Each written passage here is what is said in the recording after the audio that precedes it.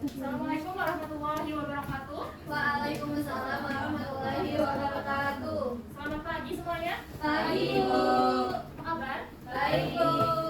Sebelum memulai pembelajaran hari ini, minta tolong Bu Juni buat membaca doa sebelum belajar. Sebelum melakukan kita hari ini, marilah kita berdoa.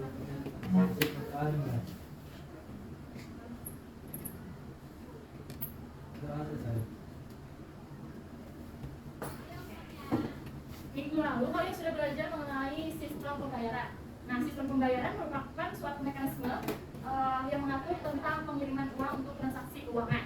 Ada 3 hal penting dalam sistem pembayaran. Coba yang pertama, ada yang bisa? Saya, Bu. Ya, silakan. Nah, jadi yang pertama itu ada aturan. Aturan itu adalah aturan yang main dalam transaksi keuangan. Nah, misalnya seperti ketetapan atau orang asing.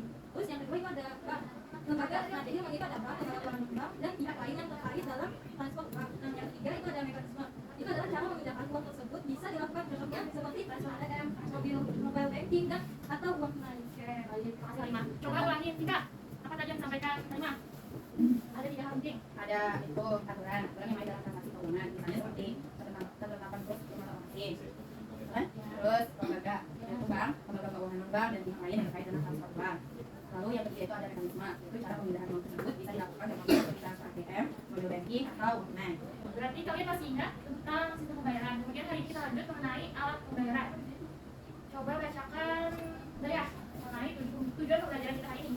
Tujuan pembelajaran yang pertama, memahami konsep uang sebagai alat pembayaran. Yang kedua, memahami bagaimana bentuk alat pembayaran non tunai yang berlaku di Indonesia serta memahami penggunaannya. Yang ketiga, menerapkan penggunaan alat pembayaran non tunai dalam bertransaksi dan dalam aktivitas ekonomi.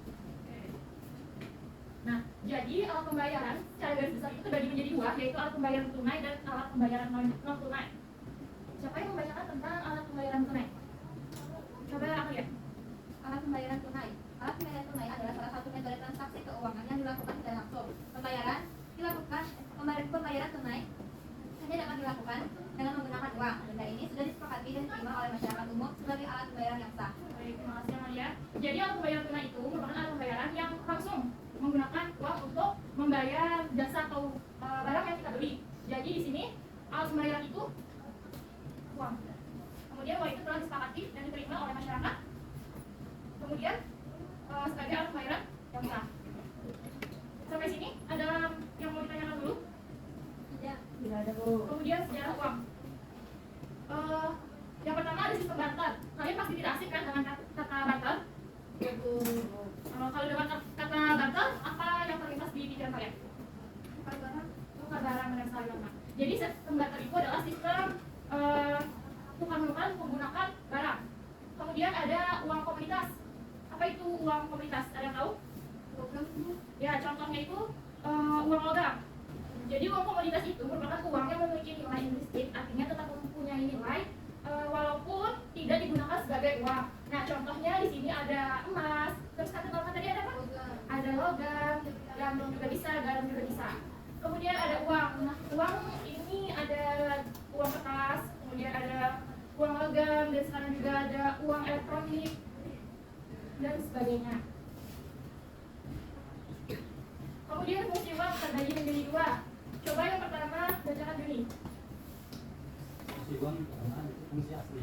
Uang adalah alat tukar menukar uang sebagai satuan utuh. Yang kedua, fungsi Cukup Juni yang pertamanya. Jadi fungsi asli uang itu 2, yaitu ada sebagai alat tukar menukar dan sebagai satuan hitung. Kemudian yang kedua ada fungsi apa? Coba Halimah. Yang kedua itu ada fungsi dokumen, yaitu uang sebagai penyimpan nilai atau kekayaan, uang sebagai alat pembayar utang, uang sebagai penunjuk harga, uang sebagai alat pemindah kekayaan, dan uang sebagai alat pencipta kesempatan kerja. Baik, terima kasih. Jadi kalian mengingatnya gini aja. Kalian ingatkan saja fungsi asli uang itu apa. Jika di luar dari alat tukar menukar dan sebagai satuan hitung, berarti fungsi uang itu sebagai oke. Sampai sini paham nggak? Paham, Bu. Kemudian ada jenis-jenis uang. Coba yang pertama ada apa? Apa? Berdasarkan lembaga yang mengeluarkan, Ada apa aja? ada uang kartal dan uang giral, Bu. Uang kartal itu contohnya seperti apa? Kertas, Uang kertas dan uang logam. Kemudian Kemudian uang digital contohnya seperti apa, Amalia?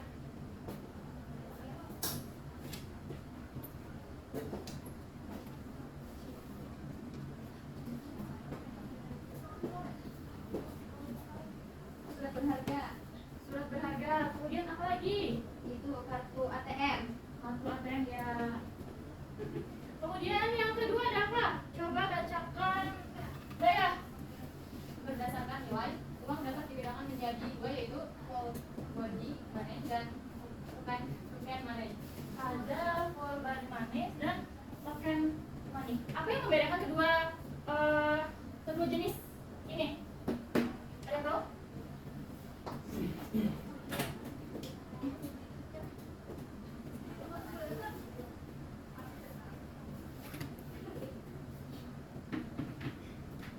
Ada yang tahu? Kalau nggak ada yang tahu, gimana jelaskan? Belum. Kalau full itu berarti nilai pembuatan uang dengan nilai uang itu sama. Contohnya misalkan ada uang 100.000, berarti nilai pembuatannya juga 100.000, berarti itu namanya full body money. Kemudian kalau token money itu nilai uangnya dengan nilai bahan pembuatan itu berbeda. Contoh misalkan uang 50.000, nilainya 50.000, tapi nilai pembuatannya atau bahan baku itu tidak sampai 50.000. Paham nggak? Kamu. Nah, kemudian yang nomor 3, coba Juni, apa Juni? Berdasarkan bahan pembuatan, uang dapat dibagi menjadi dua, yaitu uang kertas dan uang logam. Uang kertas dan uang logam. Kemudian uang kertas dan uang logam selain masuk berdasarkan pembuatan juga masuk berdasarkan apa?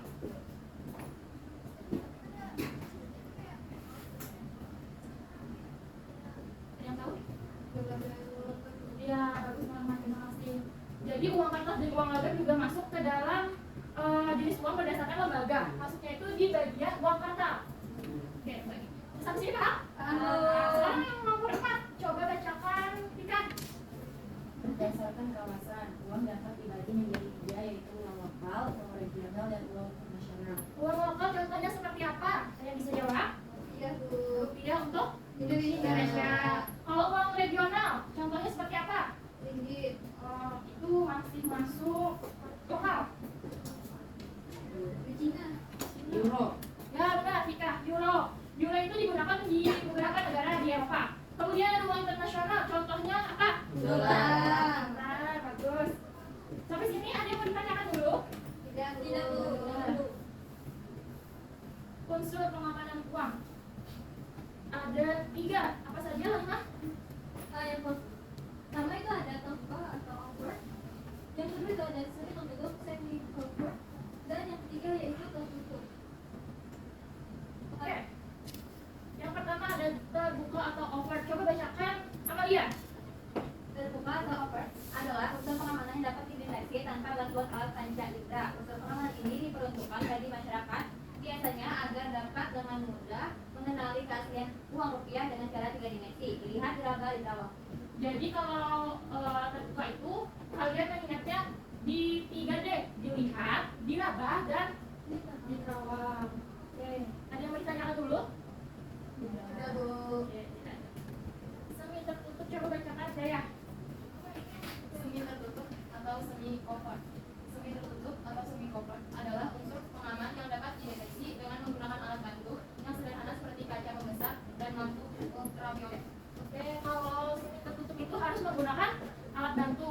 Apa yang membedakan yang tadi, yang terbuka sama semi tertutup? yang terbuka tidak perlu alat bantu. Ya, Kalau yang tertutup perlu alat bantu. ya bagus, terima kasih Tika dan Daya. Kemudian yang ketiga ada tertutup, coba bacakan dulu. Tertutup atau transparansi. Tertutup adalah unsur pengaman yang hanya dapat dideteksi dengan menggunakan media pengamatan dan laboratorium atau forensik. Berarti ini mendeteksinya harus menggunakan peralatan laboratorium atau forensik. Berarti lebih sulit lagi. Sampai sini ada yang mau ditanyakan dulu? Tidak, Bu. Kemudian ada syarat uang. Yang pertama ada jaminan. Jadi uang harus memiliki jaminan dari pihak-pihak yang berwenang seperti pemerintah, lembaga keuangan, dan lain sebagainya. Yang kedua ada apa? Yang masih jawab.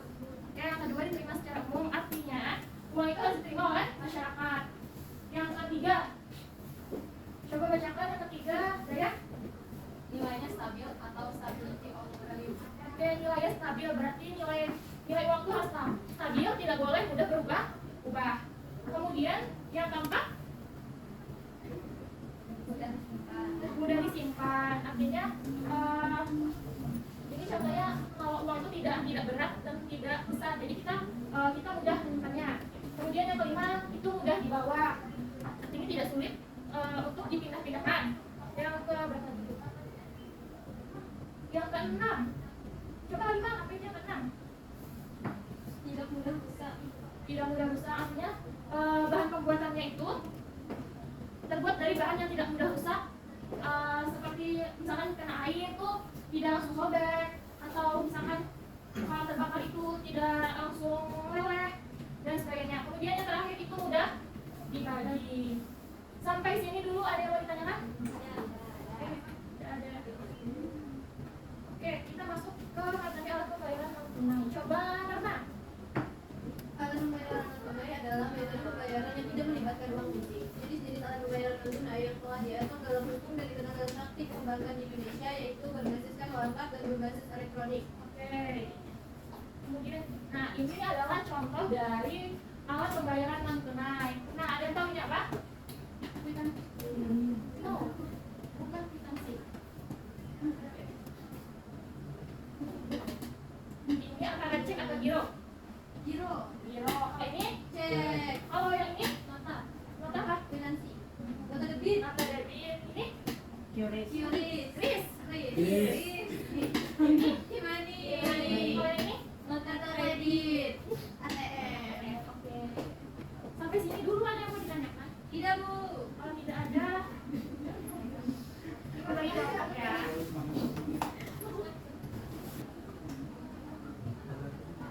Ibu bagi jadi 2 kelompok aja ya. ya bu. Jadi kelompok pertama ada Daya, Amalia sama Salma. Kelompok 2 ada Halimah, Vika sama Juni. Oke, sekarang ini bentuk kelompoknya itu melintang supaya enak.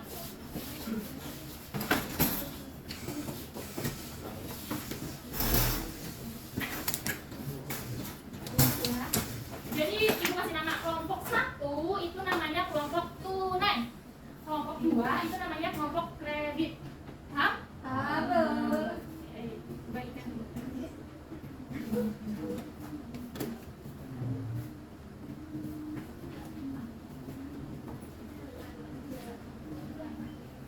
Baik, ibu akan jelaskan dulu bagaimana cara mengerjakannya.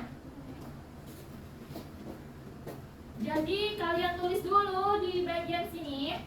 Perhatikan, di bagian sini tulis kelompok, nama kelompok kalian apa. Kemudian tuliskan nama anggotanya dan baca ada langkah-langkah pengerjaan.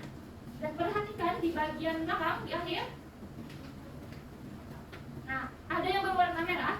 Itu yang kalian cari. Paham?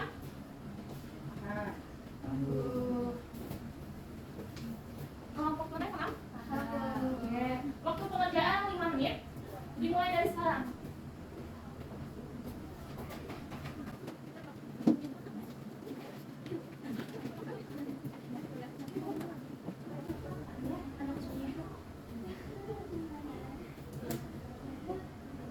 Iya, ini yang dicari. Pengertian fungsi dan cara penggunaan. Yang tadi kan yang kredit.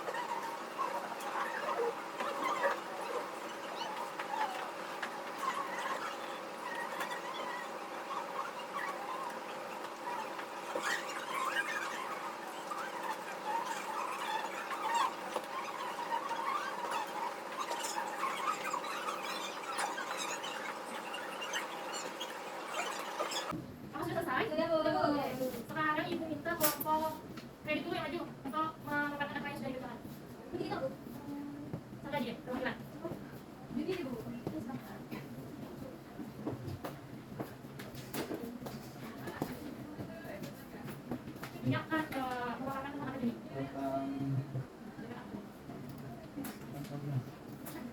Kawan tidak, Qris itu sama dengan Emani. Salah jadi. Jadi pertama, Qris adalah standar kode QR yang dikembangkan oleh Bank Indonesia atau BI dan Asosiasi Sistem Pembayaran Indonesia. Fungsinya yaitu untuk memudahkan proses transaksi dengan QR kode agar lebih cepat dan terjaga keamanannya. Untuk caranya, download dulu aplikasi pembayarannya, selanjutnya buka aplikasi pembayaran, lalu pilih Qris sebagai metode, lalu scan kode Qris dan masukkan nominal. Nah, yang terakhir masukkan kode PIN transaksi. Yang kedua yaitu money. E-money adalah uang yang nilainya disimpan dalam media elektronik sebagai alat pembayaran. Fungsinya yaitu fungsi e-money terbatas hanya untuk alat pembayaran seperti buku, tol, dan lain-lain. Untuk penggunaannya, yang pertama diserahkan kartu e-money, yang kedua kartu ditempelkan pada bil yang ada di gardu misal kalau. Yang terakhir itu transaksi berhasil dan saldo kartu e-money berkurang. Dari kelompok tunai ada tanggapan? Tidak ada, Bu. Oke, silakan diberikan tepuk tangan. Mana kelompok tunai tangannya dulu? Kelompok tunai dan apa? Cek tangan dulu. Oke, silakan jelaskan pada teman-temannya. Yang cek, penjelasannya cek adalah surat yang berisi perintah tidak tercatat oleh penerbit kepada bank yang memelihara rekening giro penerbit untuk membayarkan sejumlah uang tertentu kepada pemegang atau pembawa. Untuk giro adalah sistem keuangan di mana dana disimpan di bank dan dapat diakses atau dipergunakan oleh nasabah melalui instrumen keuangan non tunai seperti cek, transfer, atau kartu kredit. Oke, baik. Dari kelompok kredit adakah tanggapan? Tidak ada. Silakan duduk dari berikan tepuk tangan. Sudah. Ibu tadi sudah menjelaskan mengenai uang, alat pembayaran tunai, dan kalian juga sudah mencari tentang beberapa contoh mengenai alat pembayaran non tunai. Nah, ibu mau nanya nih, kalian lebih suka menggunakan alat pembayaran tunai atau non tunai? Coba ada yang mau berpendapat? Tunai. Tunai, kenapa Vika? Karena kalau non tunai saya boros. Oke, karena kalau non tunai karena Vika boros. Oke, bagus Vika, berikan tepuk tangan. Yang lain adakah yang mau berpendapat? Coba Juni dulu. Gimana Juni? Lebih suka tunai atau non tunai? Tunai Bu, Kenapa Juni? karena lebih aman, soalnya bisa dibawa kemana saja. Yes, mantap. Berikan tepuk tangan untuk Juni. Kalau Vika tadi tunai, kemudian Juni non tunai. Ada lagi yang lain? Coba Norma, gimana Norma? Kalau belanja online lebih mudah dan tunai, Bu. Oke, berarti lebih suka pakai non tunai ya? Iya. Oke, bagus, Norma, terima kasih. Oke, dari apa yang sudah dijelaskan tadi dan apa yang sudah kalian kerjakan tadi, adakah yang mau ditanyakan dulu sebelum kita menutup pembelajaran hari ini? Tidak ada. Tidak ada, Bu. Tidak ada, oke. Ibu minta tolong satu orang untuk membacakan kesimpulan pada pembelajaran hari ini. Oke, siapa yang mau membacakan kesimpulan? Halimah. Baik, kesimpulan, alat pembayaran tunai atau uang menyokoti sejarah evolusinya dari sistem bank menuju penggunaan uang sebagai alat penukaran yang universal. Fungsinya mencakup sebagai media penukaran serta hitung dari penyimpanan nilai. Dari uang mencakup mobilitas dan logam. Dan sistem pengamanannya mencakup teknologi seperti tanda air, holocaust, dan sistem keamanan lainnya. Syarat uang meliputi keselamatan identifikasi yang mudah dan ketahanan terhadap dua alat. Sedangkan alat pembayaran non tunai membahas berbagai metode transaksi tanpa uang tunai seperti kredit, transfer elektronik, dan berbagai seiring dengan kemajuan teknologi. Oke, baik, terima kasih Halimah. Dengan pembacaan kesimpulan tadi, maka berakhirlah pembelajaran kita pada hari ini. Ibu ingatkan lagi kalian untuk mendalami materi pembelajaran hari ini, dan jangan lupa juga untuk mencari referensi untuk materi yang akan datang. Oke, sebelum tutup, ibu minta tolong lagi sama Juni untuk berdoa bersama. Memimpin doa. Sebelum pulang, marilah kita berdoa untuk kita masing-masing berdoa di baik. Berdoa. Mohon maaf. Assalamualaikum warahmatullahi wabarakatuh. Waalaikumsalam warahmatullahi wabarakatuh. Selamat siang dan sampai jumpa lagi. Terima kasih, Bu.